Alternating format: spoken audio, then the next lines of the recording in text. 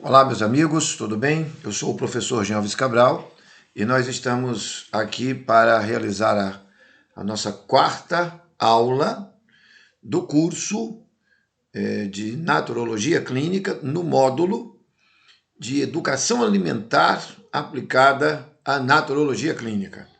E nesse módulo nós estamos estudando 8 grandes princípios que norteiam a percepção, o entendimento sobre educação alimentar, sobre práticas de boa alimentação por parte dos naturologistas clínicos. Sem mais delongas, é a quarta aula.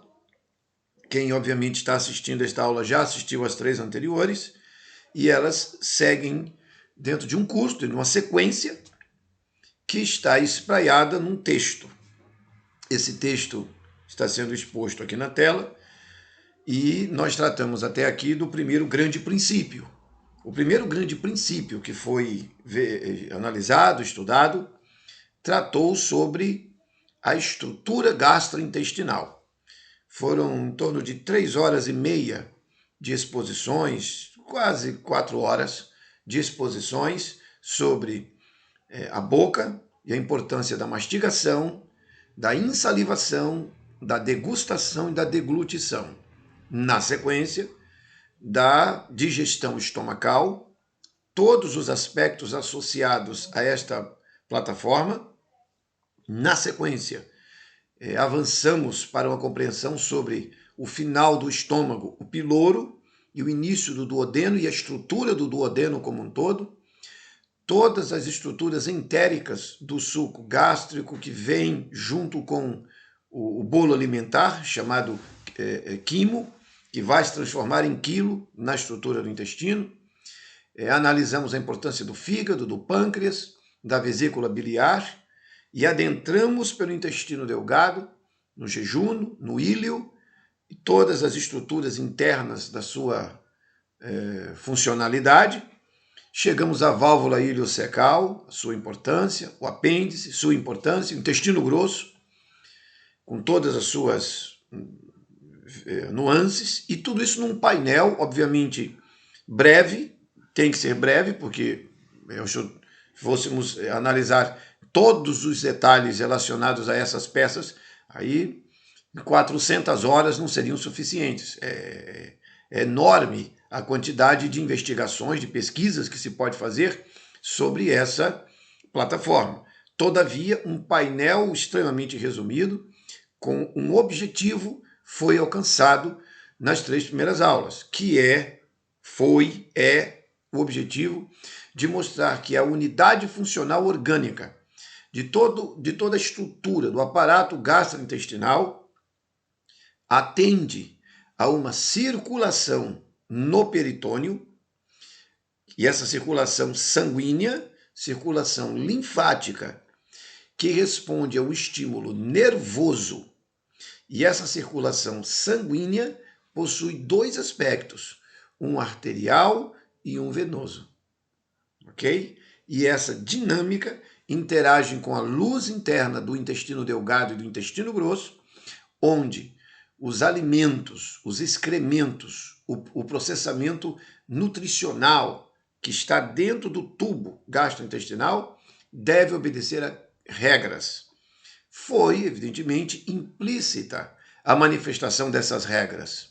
Não entramos com profundidade em todas elas, como eu gostaria de fazer, por questões de tempo e também porque, além de estar tudo espraiado no texto que deve ser estudado pelo aluno, a nossa síntese ficou boa, porque conseguimos demonstrar a importância das velocidades intestinais e, por esta razão, da conexão que existe entre o quilo, o alimento que está correndo por todo o tubo intestinal, fruto de um processamento altamente complexo que o próprio organismo faz e que as velocidades intestinais captam nutrientes e os lança, esses nutrientes, na corrente sanguínea. E o sangue leva até todas as células, nutrindo o corpo como um todo. O caminho inverso também é verdadeiro. A desintoxicação, ela acontece de maneira expressiva dentro da plataforma gastrointestinal. E aí, Diante desse cenário de estruturação, quero abrir então o segundo grande princípio, num conjunto de 8 princípios. Esse segundo grande princípio que iremos apresentar e demonstrar, ele tratará objetivamente da questão do desejo pela comida, o desejo pela comida, certo?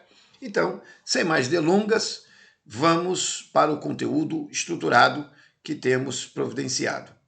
Aqui está o nosso módulo, os 8 princípios naturológicos da educação alimentar, e estaremos agora, nesse instante, chegando aqui ao segundo grande capítulo, o segundo princípio, o desejo pela comida.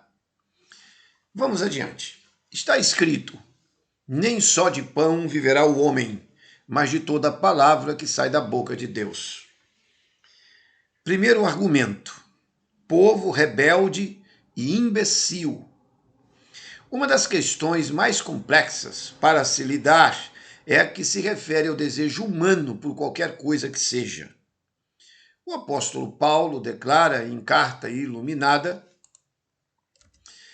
o seguinte sobre esta nossa dificuldade: e nos vivificou, estando vós mortos em ofensas e pecados, em que noutro tempo andaste segundo o curso deste mundo, segundo o príncipe das potestades do ar, do espírito que agora opera nos filhos da desobediência, entre os quais todos nós também andávamos nos desejos da nossa carne, fazendo a vontade da carne e dos pensamentos, e éramos por natureza filhos da ira, como os outros também. Efésios capítulo 2, versículo 1 e 3, até o 3. Os desejos da carne e a vontade da carne e dos pensamentos são toda a centralidade do problema entre os homens pecaminosos e a ética exigida por Deus. A Bíblia Sagrada praticamente trata apenas deste único tema, onde gira tudo ao redor. Aliás, o Santo Livro inteiro é um convite à reflexão e exame de consciência em relação ao significado e motivos de nossa vida. Ora, tudo começa exatamente com Gênesis. Diante do tentador, a espécie humana se vê numa prova, num teste, onde o adversário, Satanás, o diabo, faz a seguinte proposta.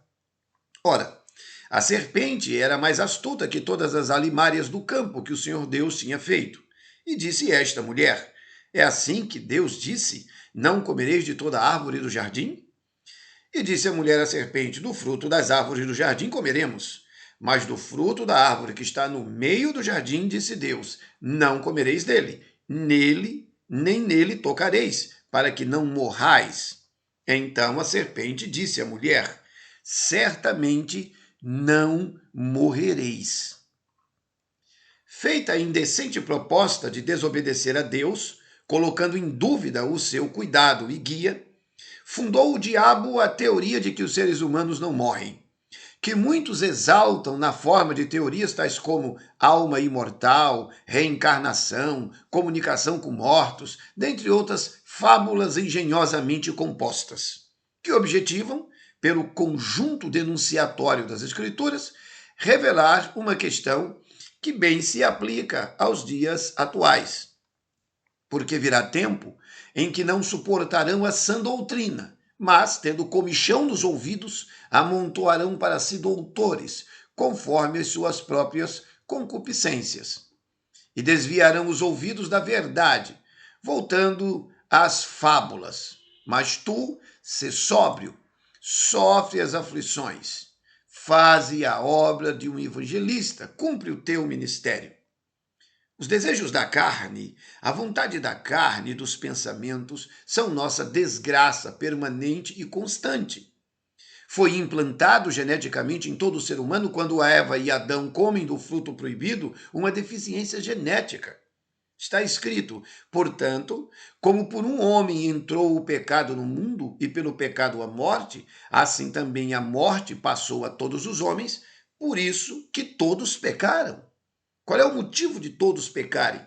Porque todos temos a inclinação para errar, para escolher errado, para sermos egoístas, egocêntricos, porque a nossa estrutura genética foi afetada e aqui temos a narrativa, a história, obviamente exposta de maneira muito breve, porque não temos uma aula aqui de teologia, mas uma enunciação histórica da tradição cristã que explica por que os homens são pecadores.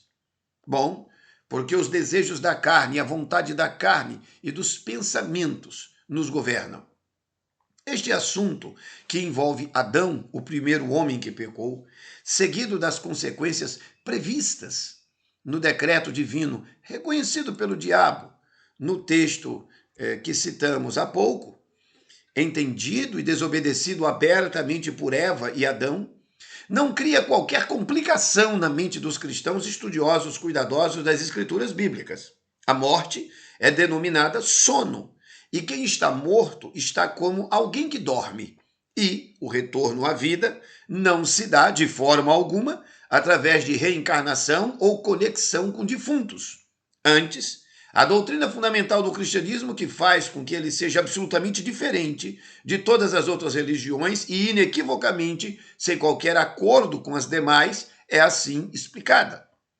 Ora, se prega que Cristo ressuscitou dentre os mortos, como dizem alguns dentre vós que não há ressurreição dentre os mortos, e se não há ressurreição de mortos, também Cristo não ressuscitou. E se Cristo não ressuscitou, logo é vã a nossa pregação, e também é vã a nossa fé. E assim somos também considerados como falsos testemunhas de Deus, pois testificamos de Deus que ressuscitou a Cristo, ao qual, porém, não ressuscitou se, na verdade, os mortos não ressuscitam. Porque se os mortos não ressuscitam, também Cristo não ressuscitou. E se Cristo não ressuscitou, é vã a vossa fé, e ainda permaneceis nos vossos pecados. E também os que dormiram em Cristo estão perdidos. Se esperamos em Cristo só nesta vida, somos os mais miseráveis de todos os homens.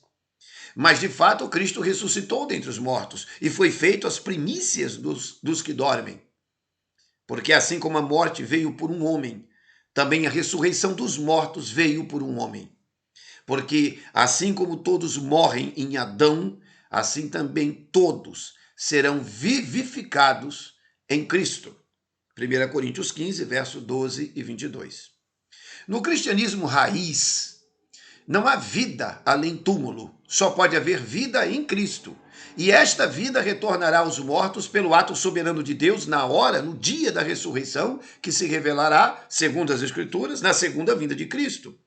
Como se poderá verificar em muitas passagens, dentre as quais figura como fundamental a que está definida em 1 Tessalonicenses 4, verso 16, e assevera: porque o mesmo Senhor descerá do céu com alarido, e com voz de arcanjo, e com a trombeta de Deus, e os que morreram em Cristo ressuscitarão primeiro. Ora, estas questões se fazem importantes num texto sobre educação alimentar, e por quê?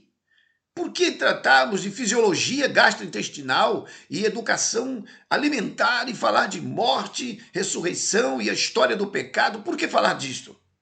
Porque além de serem fundamentos do plano da realidade da história e a experiência humana, estão profundamente conectadas com os desejos da carne, os desejos dos pensamentos e a vontade da carne.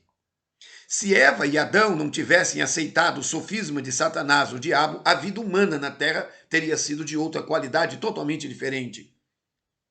E isto é tão claro no ambiente bíblico que, assim como a raiz da desgraça da espécie humana em Eva e Adão foi algo que não deveriam comer, agora sim, vamos entender onde é que a educação alimentar entra aqui. Foi algo que Adão e Eva não deveriam comer e que, ao comerem, lançaram uma desgraça sobre seus corpos, que se instalou no mais recôndito fundo genético, e todos nós recebemos em forma de degeneração, fraquezas, desejos infames e morte, notemos bem. Da mesma forma, a reconstrução e o recomeço da vida na experiência humana se inicia com algo que se deveria comer.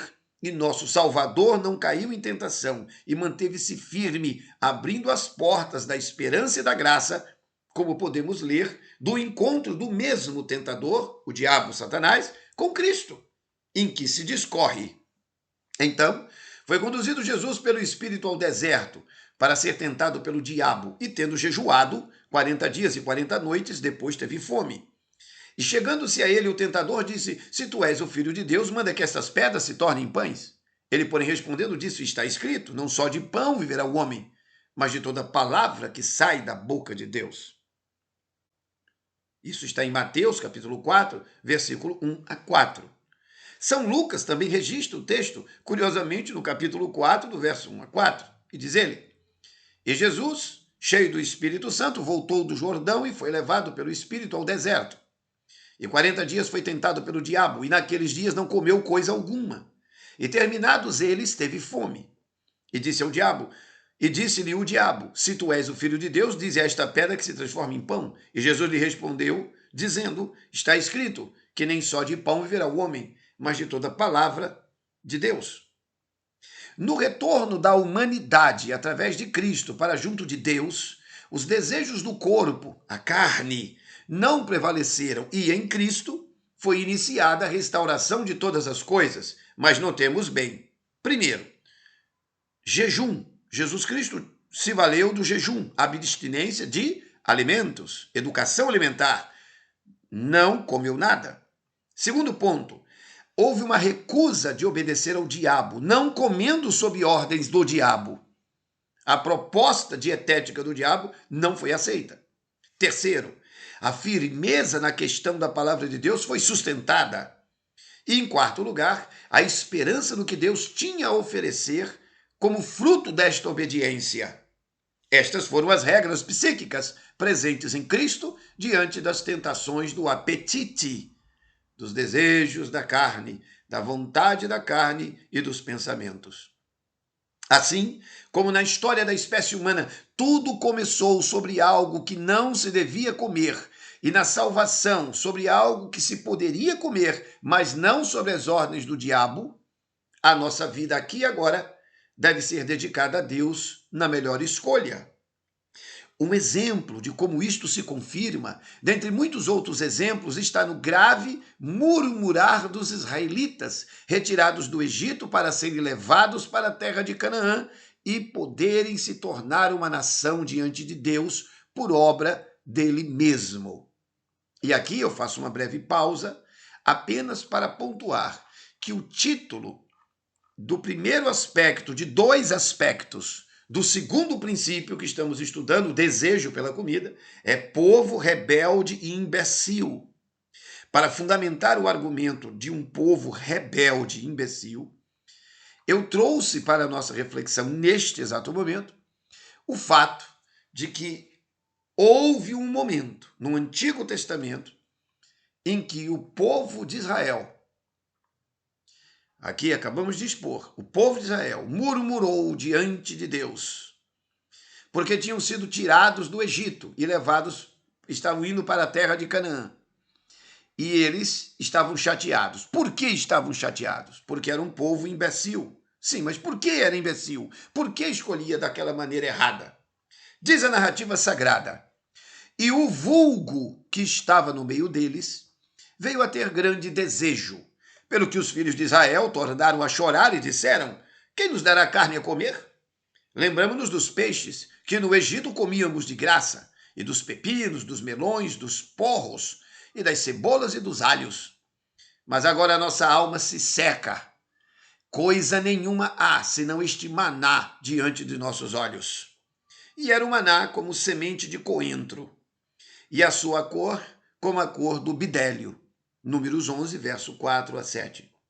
Este vulgo também foi chamado de mistura de gente, que na saída de Israel do Egito, sob coordenação de Moisés, se meteu no meio dos israelitas para servir de problema, laço e complicação, por causa dos desejos da carne, da vontade de comer.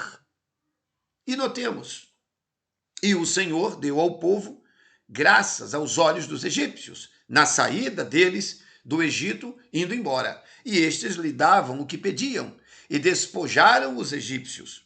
Assim, partiram os filhos de Israel de Ramsés para Sucote, cerca de 600.000 a pé, somente de homens, sem contar os meninos. E subiu também com eles muita mistura de gente. mistura de gente, e ovelhas e bois, e uma grande quantidade de gado. Êxodo, capítulo 12, verso 36 ao 38. O que tem com esta mistura de gente, ou vulgo? Temos aqui um problema de preconceito racial, xenofobia ou algo deste tipo? Não, é muito pior. A diferença racial se nivela quando chega o dia e a hora da morte ou quando assolados por doenças. E neste momento, na porta de um hospital, você, eu ou qualquer outro, não queremos saber se quem vai cuidar do nosso problema é negro, moreno, branco ou amarelo. Não nos importa a religião ou qualquer outra questão. A questão aqui está na educação para um estilo de vida onde os desejos da carne, a vontade da carne, dos pensamentos, nunca foi cultivada. Onde não há formação profunda e de fundo na edificação do caráter. Há dois tipos de pessoas nesta vida, e elas são bem simples de serem conhecidas na perspectiva de Jesus Cristo. Está escrito: por que não entendeis a minha linguagem? Por que não poderdes ouvir a minha palavra? Vós tendes por pai ao diabo, e quereis satisfazer os desejos de vosso pai. Ele foi homicida desde o princípio, e não se firmou na verdade, porque não há verdade nele. Quando ele profere mentira, fala do que lhe é próprio, porque é mentiroso e pai da mentira. Mas, porque vos digo a verdade, não me credes. Quem dentre vós me convence do pecado? E se vos digo a verdade, por que não me credes? Quem é de Deus, escuta as palavras de Deus. Por isso vós não as escutais, porque não sois de Deus. João 8, verso 43 a 47. Simples assim. Ou estamos alinhados com os desejos do diabo, ou estamos alinhados com os desejos de Cristo. O resto é somente conversa inútil, perda de tempo, lorota e papo furado. Isto, além de dar um tiro no peito de muitos religiosos, marcar uma separação óbvia entre o cristianismo legítimo e qualquer outra coisa, indica que os nossos desejos podem ser exatamente os desejos do diabo. Está aí no texto. E este vulgo, essa mistura de gente, serviu a que serviço entre os israelitas?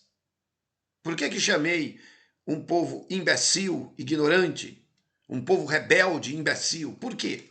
Vamos ver.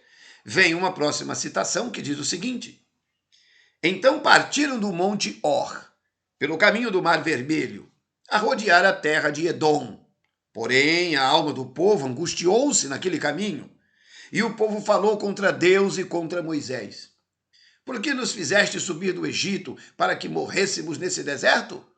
Pois aqui não tem pão nem água. Aqui não tem pão nem água. E a nossa alma tem nojo deste pão miserável.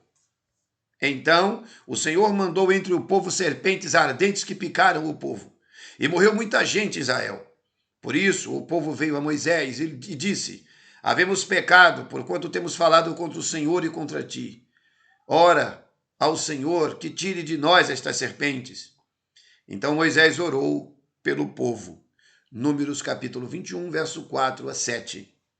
Ou seja, para esta mistura de gente, que eu disse que era pior do que a questão xenofóbica, racial, essa mistura de gente, o pão de Deus era nojento e miserável. A alma deles estava secando, ou seja, perdendo peso. E não demorou muito. Os israelitas também estavam nesse desvio com os desejos pelas mesmas coisas, amaldiçoando a Deus e com os desejos da carne. Nesse primeiro momento, essa aula, esse capítulo, esse princípio, qual o princípio? O desejo pela comida. Eu dividi em 2 blocos para deixar bem claro como nós entendemos isto. E o primeiro aspecto é muito claro. Só tem 2 maneiras de viver nessa vida: agradando a Deus ou ao diabo. Alguém poderá dizer, mas é uma aula sobre educação alimentar. Isso, exatamente. Tudo começou com uma coisa que Adão e Eva não deviam comer. Tudo começou com aquilo que Cristo até podia comer, que era comer pão. Mas quem estava mandando comer não era Deus. Tudo tem a ver com a ética da vida, com o comportamento.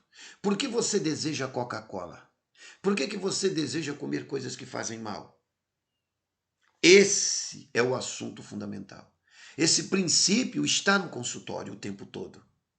Você monta um planejamento, oferece um planejamento à pessoa, mas ela diz para você, eu não sei se vai dar certo. Ou ela diz, eu vou cumprir, vai para casa e não cumpre, porque ela cede aos desejos, o gogozinho, o gosto.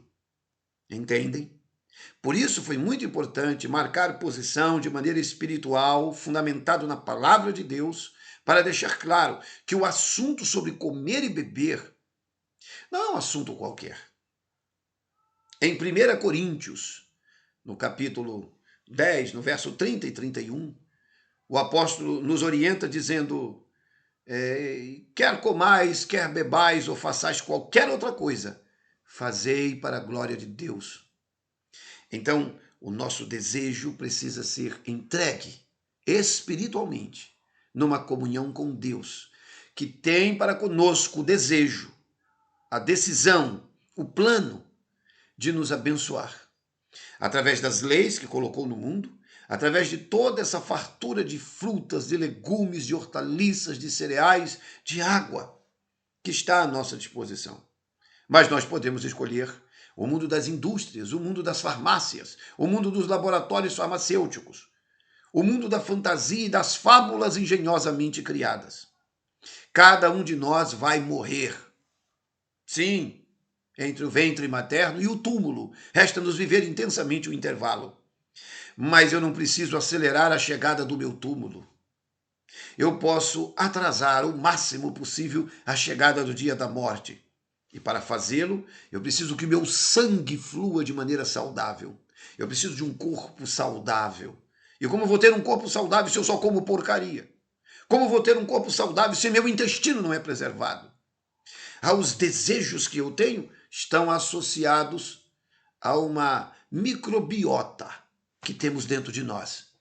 A simbiose das bactérias. Que tipo de bichos andam dentro de nós? Que vermes estão andando dentro de nós? Parece agora um pouco mais claro, porque eu tinha que usar expressões espirituais e bíblicas para trazer a nossa reflexão, porque o segundo princípio é o momento de reflexão. Porque eu como o que como? Porque eu busco os prazeres e desejos que busco. É fundamental repensar a própria história, a própria vida e a própria natureza. Isso entendido? Vamos então à segunda parte desse segundo princípio, dos 8 grandes princípios que fundamentam a visão de educação alimentar. Veja, não é de terapia alimentar, não é de tratamento alimentar, é de educação. Por isso, esses princípios precisam ficar bem claros. Vamos ao segundo aspecto do segundo princípio. Está aqui. Temperança e moderação. Não há que se confundir de forma alguma tudo que aqui estamos explicando. Não se trata de religião. Se trata de comunhão com Deus ou não. Ponto. É claro que os 4 processos iniciais da digestão, conforme indicamos, devem ser considerados sempre de forma muito séria e os que são conscienciosos devem buscar compreender sempre mais sobre tão interessante tema. Contudo, não devemos esquecer que somos atraídos pelo que nosso coração deseja. E desejamos aquilo que cobiçamos. Somos atraídos e dominados pelo que cobiçamos ardentemente. Devemos lembrar que a intemperança é a raiz de todas as desgraças que afetam a vida humana e que a intemperança no comer e beber é a mãe de todos os infortúnios físicos que podem advir ao ser humano em termos de enfermidade crônico-degenerativa. Os que levarem estas recomendações a sério colherão uma messe de saúde, satisfação e contentamento. Trago à nossa reflexão, neste momento, um texto do livro Conselhos sobre o Regime Alimentar, que tem servido de excelente fundamentação para nossas reflexões. A sobriedade na alimentação é recompensada com vigor mental e moral. É também eficaz no domínio das paixões. Deve-se escolher o alimento que melhor proveja os elementos necessários para a edificação do organismo. Nesta escolha, não é guia seguro o apetite. Mediante hábitos de comer, o apetite se tornou pervertido. Muitas vezes exige alimento que prejudica a saúde e a enfraquece em lugar de avigorá-la. Não nos podemos guiar com segurança pelos hábitos da sociedade. A doença e o sofrimento, que por toda parte dominam, são em grande parte devidos a erros populares com referência ao regime alimentar. Somente quando dermos atenção inteligente aos princípios do viver saudável, seremos habilitados a ver os males que resultam do regime alimentar impróprio. Os que, depois de reconhecerem seus erros, tiverem coragem para reformar seus hábitos, hão de experimentar que o processo da reforma exige lutas e muita perseverança. Uma vez educados os gostos, porém, reconhecerão que o uso de alimentos que antes haviam considerado inofensivos estivera pouco a pouco, mas de modo seguro, lançando bases para dispepsia, que é uma doença do estômago, e outras moléstias. Nessa direção da temperança e da moderação em nossas condutas, iniciando pela alimentar, como foi utilizado em todo o tempo por Cristo e que foi a falha de Adão e Eva, surge a excelente contribuição da doutora Conceição Trucon, emérita pesquisadora brasileira, que no seu livro Alimentação Desintoxicante traz o seguinte pensamento: a raiz dos problemas físicos do homem está na sua atitude interna frente às situações da vida. O posicionamento interior é que determina a saúde do corpo ou desencadeia as suas doenças. O doente não é vítima inocente de alguma imperfeição da natureza ou de alguma condição insalubre. Um homem não pega uma doença, ele faz a sua doença. Ora, considerar as pessoas como santuários espirituais é crença que abre um precedente diferenciado para aqueles que entendem que o significado da vida é bem mais amplo que o trilho batido da vida meramente material que nos cerca. Stefano Sabetti declara com acerto em sua extraordinária obra intitulada O Princípio da Totalidade. E ele diz o seguinte: como era de se esperar, os maiores fatores estressantes do corpo físico são as emoções reprimidas. Em sua luta constante para manter uma resistência contra nós mesmos, o corpo muitas vezes produz um ou mais sintomas que revelam indiretamente a natureza do problema e, ao mesmo tempo, tentam aliviar o estresse por meio de uma expressão indireta de emoções reprimidas. Mas, como Pelletier indica, a fisiologia de um indivíduo é inadequada para enfrentar uma duração prolongada de estresse e ansiedade comuns em nossa sociedade atual, em que não ocorre liberação física. Não há pessoas que possam se libertar de emoções reprimidas, porque todos os dias vamos criando novas emoções. Em nossa trajetória, o campo das emoções tem que ver com os fatos da vida e não com um prato de comida. Porém, o prato de comida tem que ver com a capacidade do nosso corpo suportar o peso dessas emoções sem que elas nos destruam no processo. Não podemos falar de saúde sem iniciarmos toda e qualquer descrição útil, sem partirmos de um breve enunciado acerca dos valores morais que devem estar no âmago de nossas vidas. Não há doença que seja somente física. Toda doença envolve as potências emocionais, intelectuais e espirituais, é certo. Porém, com sangue podre, cheio de acidose, toxinas, infectado com bactérias e desnutrido, como enfrentaremos as adversidades da vida? O tentador declarou com ênfase para Jesus: se tu és o Filho de Deus, manda que essas pedras se transformem em pães. O que respondeu Jesus? Está escrito: nem só de pão verá o homem, mas de toda palavra que sai da boca de Deus. Observando a história sagrada, dentro de seu macro conceito referente ao significado da experiência humana, há uma extraordinária diferença para o caso de Adão e Eva, que, diante do mesmo tentador, milhares de anos antes, cederam aos seus sofismas e procederam e procedem aleivosamente. O ser está na palavra de Deus e o ter está no pão. A resposta de Cristo aponta para um caminho de temperança e moderação que, sendo cuidadosamente treinado, zelosamente observado, permitir-nos-á uma vida de harmonia com as leis da saúde. Este princípio, que aqui delineamos, abre um entendimento para compreendermos a grande relação que há entre a alimentação e o nosso sentido existencial. O que comemos se transforma em nosso sangue, em nossas células. Não somos salvos diante de Deus pelo que comemos e bebemos, mas somos santificados, ou seja, separados para uso divino, pelo que comemos e bebemos com certeza.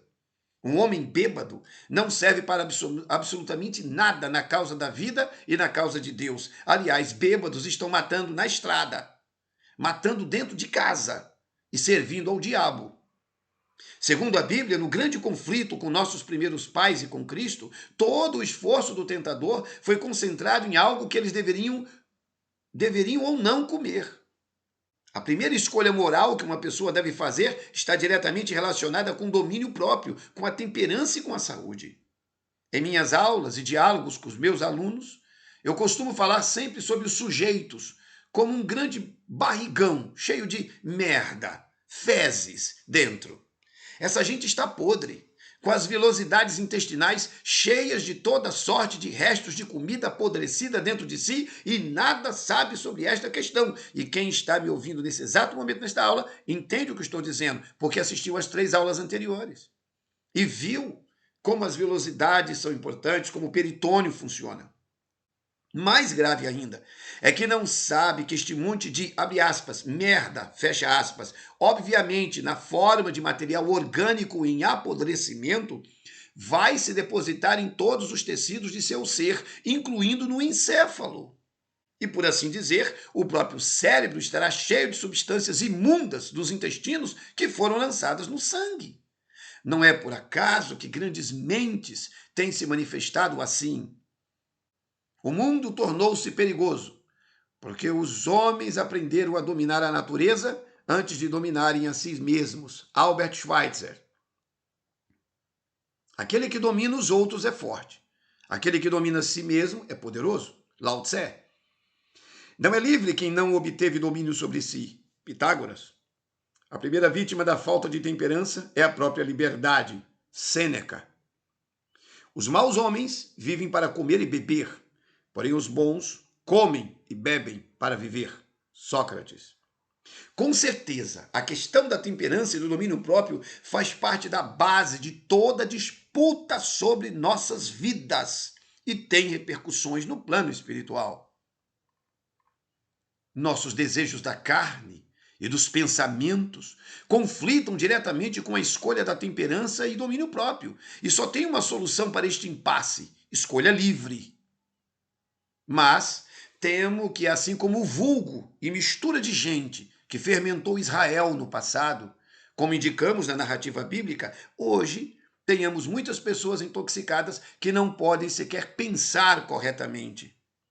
Quanto menos entenderem as grandes questões que envolvem o destino de sua alma. O texto de Ellen White, muito interessante, numa clássica obra intitulada O Desejado de Todas as Nações, a página 122, ela diz o seguinte: de todas as lições a serem aprendidas da primeira grande tentação de nosso Senhor, nenhuma é mais importante do que a que diz respeito ao controle dos apetites e paixões. Em todos os séculos, as tentações mais atraentes à natureza física têm sido mais bem-sucedidas para corromper e degradar a humanidade. E eu acredito que aqui nesse texto e aqui nessas reflexões estou demonstrando como. Como é que o sangue se torna tão tóxico que a mente é afetada e uma mente intoxicada não consegue pensar direito.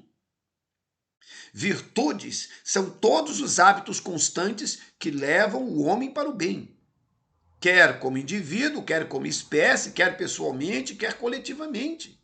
A virtude, no mais alto grau, é o conjunto de todas as qualidades essenciais que constituem um homem de bem. Segundo Aristóteles, é uma disposição adquirida de fazer o bem, e ela se aperfeiçoa com o hábito. Na doutrina apostólica, esta virtude deve ser procurada da seguinte forma: quanto ao mais, irmãos, tudo que é verdadeiro, tudo que é honesto, tudo que é justo, tudo que é puro, tudo que é amável, tudo que é de boa fama, se há alguma virtude e se há algum louvor, nisto pensai. Na minha doutrina, sobre a luta que eu mesmo tenho contra meus próprios desejos, que a semelhança de todos que leem esse texto ou escutam a minha exposição, é a seguinte: temperança é evitar o que faz mal e usar com moderação tudo que faz bem. E que Deus nos ajude a perceber a diferença e entendê-la. Desta forma, eu fecho o segundo grande princípio. Daqui a pouquinho, na próxima aula, nós vamos discutir os outros princípios.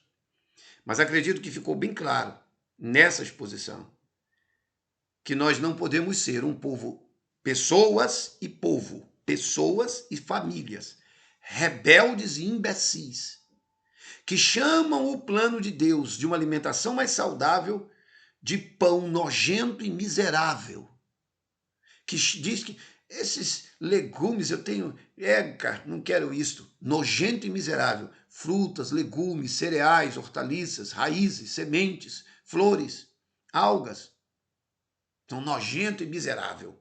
O que é que você gosta? Eu gosto de tudo que o diabo colocou na terra. É um direito, escolha livre.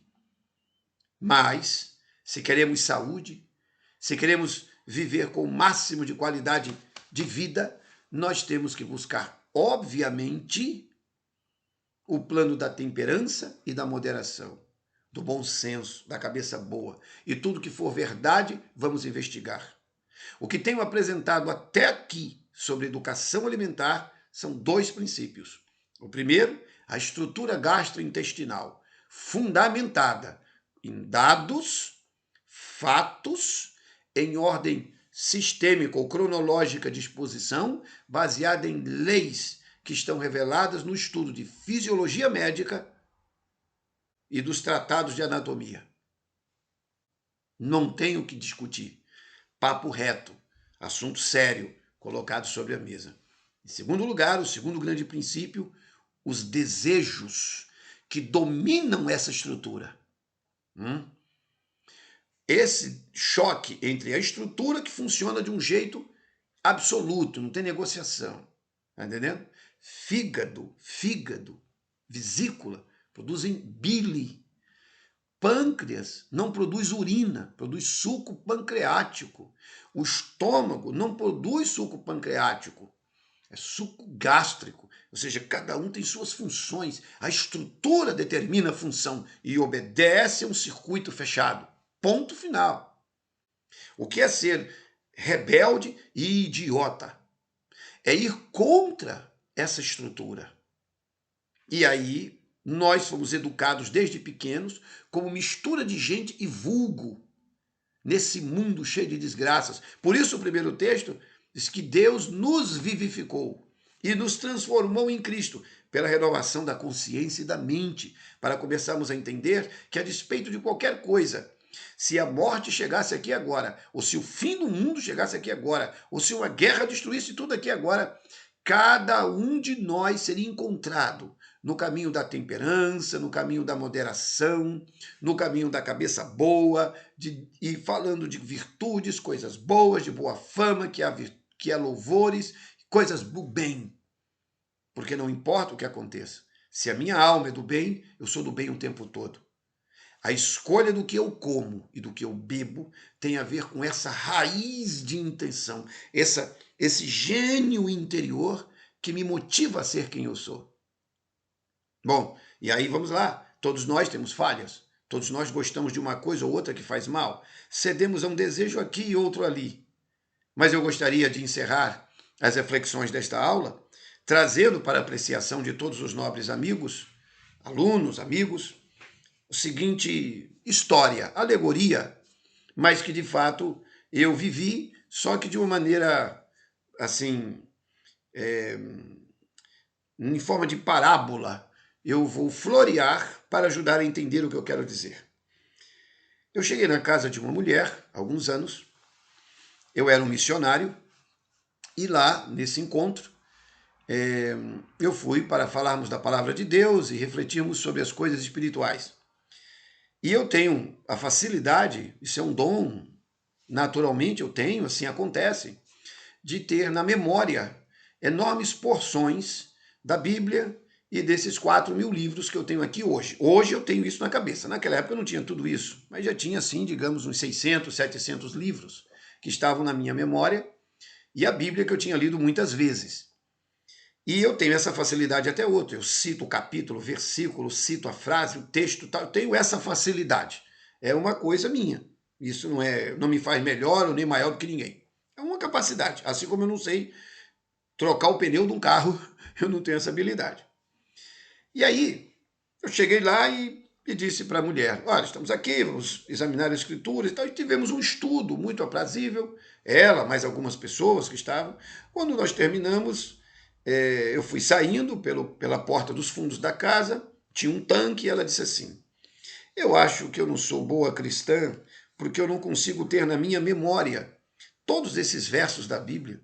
O senhor dá a Bíblia na nossa mão, depois fica dizendo os versos, e aquilo que o senhor está falando é o que está escrito. Como é que o senhor guarda isso tudo na cabeça? E a gente faz um monte de pergunta que não está prevista no texto, e o senhor sabe os versos, tudo de memória, tudo de cor. Eu digo, bom, é um dom, mas há um problema aí.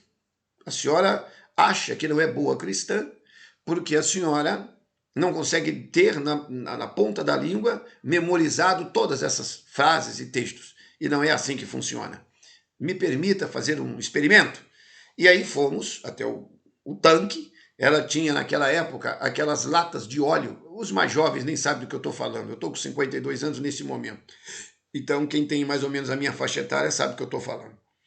Havia umas latas de óleo. O óleo hoje é vendido num negócio de plástico. Naquela época era uma lata e você tinha que abrir com o abridor de lata de um lado, fazia um furinho para usar o óleo.